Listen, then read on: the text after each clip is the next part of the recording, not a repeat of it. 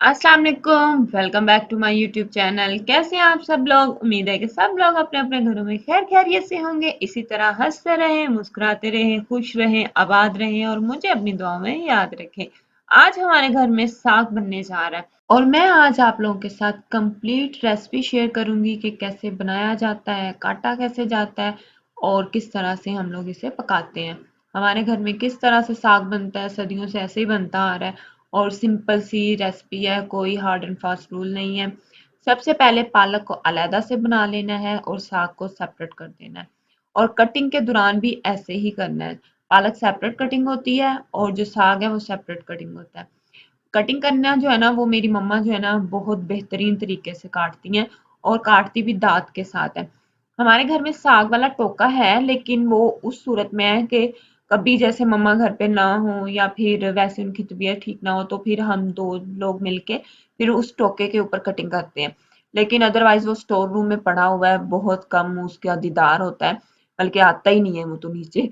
इस वजह से मम्मा जो है ना वो इस पे इजी फील करती हैं तो इसी पे ही काटती हैं वो।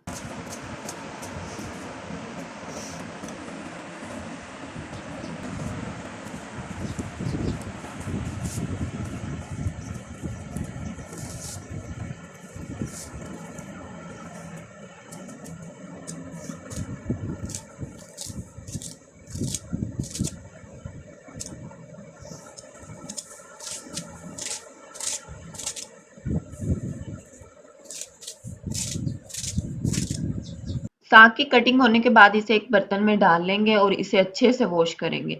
वॉश करने का जो मेथड है ना वो सबको पता है, इसमें अच्छी खासी मिट्टी होती है ना, तो इसे 2 से 3 बार तो वॉश करना पड़ता है। और मेरी मम्मा को तब तक तसल्ली नहीं होती जब तक वो फिल्टर के पानी से ना धुल जाए। एक बार फिर मैं वैसे धो लेती होती हूँ, उसके बाद फिर फिल्टर के पानी से धोती हूँ। पहले पतीले के अंदर या किसी परात के अंदर डाल के पानी डाल दें ताकि वो जो मिट्टी है ना वो नीचे बैठ जाए। उसके बाद इसके ऊपर से छान छान के आप लोग किसी टोकरी में डालें, फिर उसमें वॉश करें। फिर दोबारा से किसी बर्तन में या इसी बर्तन में दोबारा निकाल के फिर इसमें फिल्टर का पानी डाल के इसे अच्छे से वॉश करके फिर जिस पतीले में आपने पकाना है उसमें डाल दें। तो यही बेस्ट मेथड है मेरे नजदीक तो, क्योंकि वैसे तो बहुत ही बुरा, अगर टोकरी में भी धोएंगे ना तो मिट्टी नहीं निकलती। ऐसे जितने भी पत्ते वाली सब्जी होती है, कोई भी आप ले लें पत्ते वाली सब्जी, तो उसमें यही होता है कि पानी के अंदर डिप करके छोड़ेंगे तो ही नीचे वो उसका जो मिट्टी है उसके जर्रात हैं वो नीचे आएंगे। डायरेक्ट टोकरी में धोएंगे तो अंदर थोड़ी सी क्रिच क्रिच सी रह जाएगी और बाद में इतनी मेहनत करने का कोई फायदा नहीं है। साग पे अच्छी खासी मेहनत भी होती है, अगर आप लोग इतनी मेहनत भी करते हैं उसके बावजूद आपका साग जो है वो सही नहीं बनता तो कोई फायदा नहीं है फिर बनाने का। यहाँ पर जब मैं ना साग बना रही थी ना तो तब मुझे समझ आई है कि लोग क्यों कहते हैं कि साग बनाना तो हमें भी देना। भाई इतने झमेले में कौन पड़े, इतना इसके ऊपर तो टाइम कंज्यूमिंग वाला काम भी है और इतना टाइम वेस्ट होता है, सुबह से लेके रात हो जाती है साग बनाते बनाते। और जब पकता है तो थोड़ा सा बन जाता है, बिल्कुल एक बाउल में निकलता है, बस इतना सा साग बनता है। तो उससे बेहतर यही है ना कि हम लोग कह दें भी कि आप लोगों ने बनाया तो हमें भी दे देना। लास्ट ईयर हमारे घर में साग नहीं बना, सबको पता है मेरे फादर की डेथ हो गई थी, अल्लाह ताला उनकी बख्शिश फरमाए, उनके दर्जात बुलंद फरमाए। तो हमारे घर में साग नहीं बना था, मेहमानों का आना जाना बहुत ज्यादा था और वो सर्दी का बिल्कुल स्टार्ट था हमारे घर में, मतलब कि ना ये इस बार फर्स्ट टाइम अभी स्टार्टिंग में बन गया, वरना हमारे घर में जब फुल जोर होता है ना साग का, हर जगह साग साग नजर आ रहा होता है तो तब हमारे घर में आता है पकने के लिए, वरना हम लोग पकाते नहीं है जल्दी। और मेरी मम्मा कहती है टेस्ट नहीं होता अभी ना, जब स्टार्टिंग में सब्जी आती है अभी वो स्प्रे वाली होती है, वो सही वाली नहीं होती, तो हमारे घर में नहीं बनता। इस बार ना बहुत ज्यादा इसरार था, सारे कह रहे थे खाना है खाना है, और कुछ सब्जियों की भी नहीं समझ आती कि बंदा क्या पकाए, रोज दालें भी नहीं खाई जाती, तो इस वजह से फिर ले आए। वरना हमारे घर में ना उस एंड पे जाके बनता है जब अच्छा खासा हर जगह पे साग नजर आ रहा होता है। तो इस बार हमारे घर बन गया, लेकिन टेस्ट वाइज बहुत अच्छा था, मजे का था। तो हमारा ट्राई इतना बुरा नहीं गया, आप लोग भी बना सकते हैं ला के, लेकिन इतना बनाइएगा कि जो खत्म हो जाए। हमने भी बस थोड़ा सा ही बनाया है, जो मतलब कि 2 टाइम हो जाए, रात का खाना भी खाया जाए और सुबह का भी खाया जाए, बस इससे ज्यादा हम लोगों ने बनाया।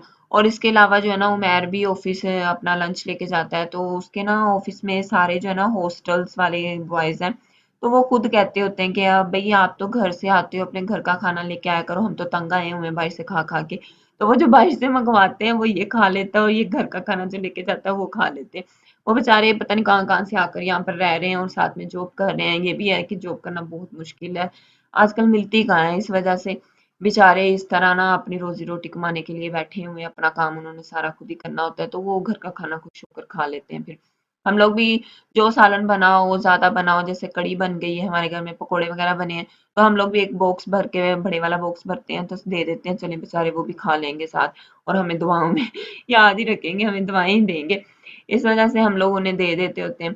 और यहाँ पर ना एक बार तो मैंने वॉश कर लिया, दूसरी बार भी वॉश हो गया। अब जब एंड पे फिल्टर का पानी डाला है ना मैंने, तो फिर वो डायरेक्ट मैंने पतीली में डाल दिया जिसमें मैंने पकाना है।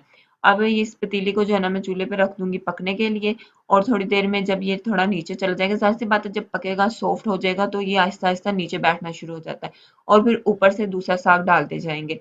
इसी तरह ही होता है, हम लोग अगर बड़े पतीले में भी बनाए तो इसी तरह ही बनाते हैं कि पहले वाला पकता जाता है, फिर ऊपर से नया डालते जाते हैं, तो वो आहिस्ता आहिस्ता नीचे चलता जाता है, पक जाता है। और यहाँ पर एक बहुत ज्यादा जरूरी बात मैंने आप लोगों को बतानी है, वो ये है कि कभी भी साग को आप लोगों ने ढक्कन देकर नहीं पकाना, ऊपर ऊपर कुछ नहीं रखना, इसके ऊपर इसका कैप नहीं रखना, इसको कवर नहीं करना। उसकी वजह ये है कि इसकी जो स्मेल होती है ना, अगर उसी इसी के अंदर ही रहेगी ना, तो इसका टेस्ट अच्छा नहीं आता। हमेशा इसको खुला ऐसे ही पकाना होता है। अगर बहुत ज्यादा आपको एहतियात करनी है कि जी आपके घर में अगर कोई छिपकलियां वगैरह या कुछ इस तरह का है, तो छाननी मिलती है जिससे हवा जो है वो इजीली क्रॉस हो जाती है, वो ऊपर रखें। वो ही सही बेस्ट मेथड है, इस तरह ढककर कभी भी साग नहीं पकाया जाता।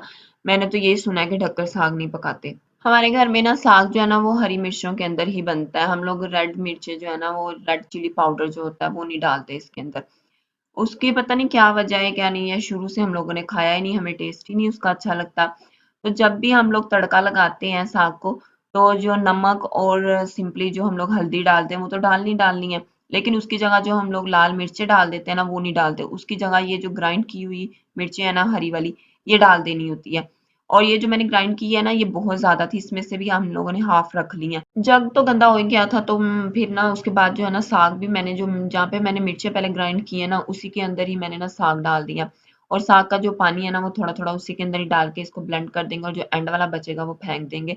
और एंड पे इतना बचता भी नहीं है, बामुश्किल जो है ना वो हाफ कप बचता होगा, इससे ज्यादा नहीं बचता।